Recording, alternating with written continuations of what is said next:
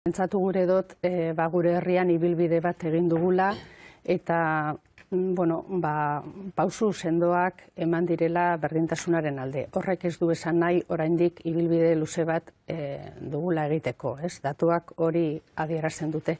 Edozein kasutan, hori ere kontuan izan behar da, ez da?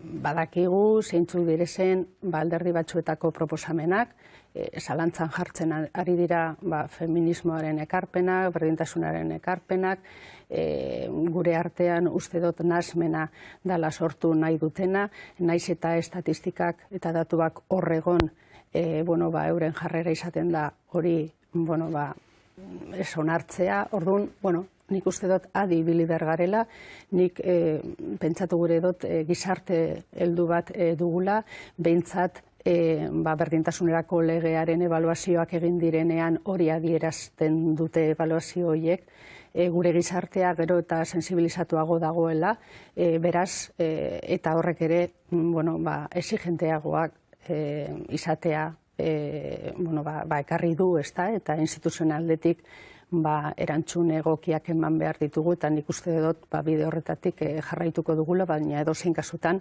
atzera egiteko arriskua beti dago hor, ezta.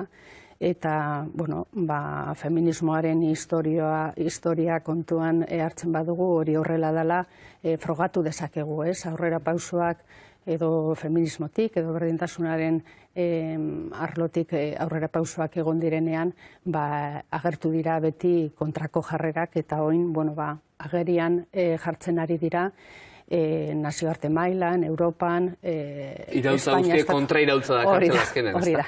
Hori da.